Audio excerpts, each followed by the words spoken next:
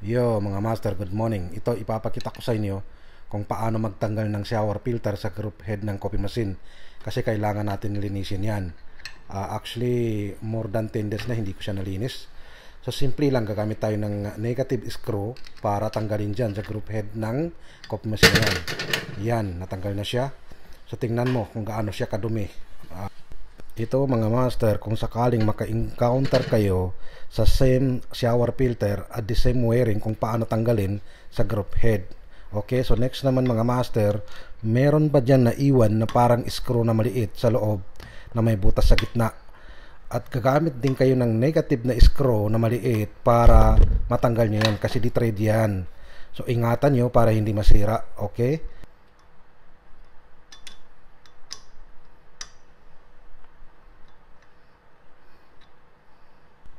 Yan, natanggal na natin siya mga master.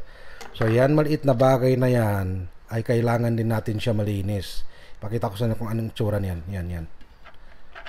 Mainit. Yan. So may butas sa gitna. Okay.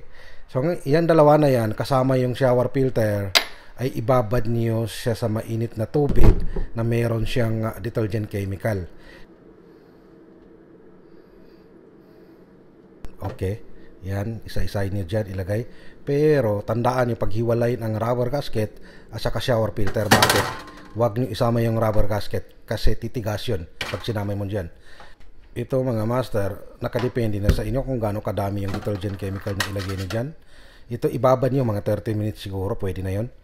So, once na nakalagay mo na yung lahat-lahat dyan, buhusan mo na siya ng mainit na tubig. Okay? Yan, antayin mo. After 30 minutes, ganyan na itsura.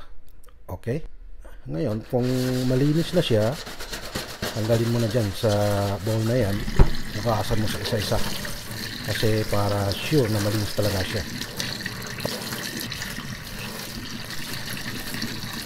Gamitan mo rin dyan ang brush para sure na matanggal yung mga malinis na bagay na nakasingit dyan sa mga utas niya.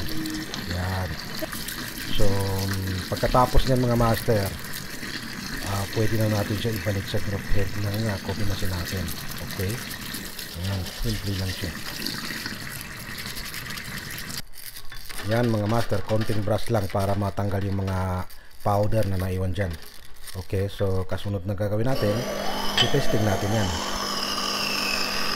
Ayan mga master, yung flow ng tubig natin. Yan, konting punas.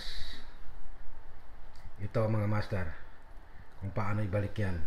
Kailangan maitapat natin dyan sa butas na yan, sa gitna. Tapos dahan-dahanin mo lang, iikot mo lang at higpitan ng kamay. Yan. Higpit lang konti. Katapos ng mga master, gagamit tayo ng negative na screw na maliit. Yan. At supportahan natin siya para medyo mahigpit.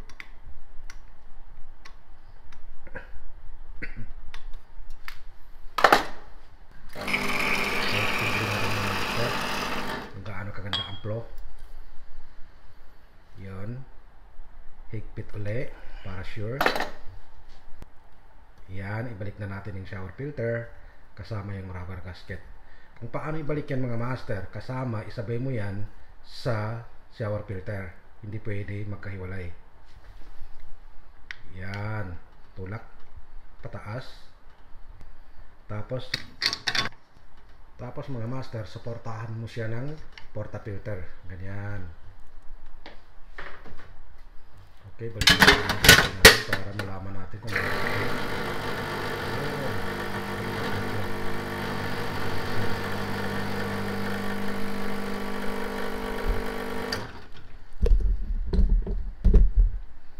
Okay, hindi pa natatapos dyan mga master ha.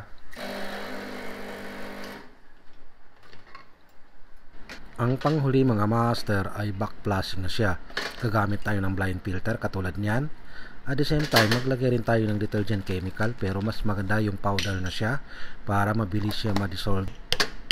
Pag tablet gamit niyo, durugin niyo siya. Ganyan.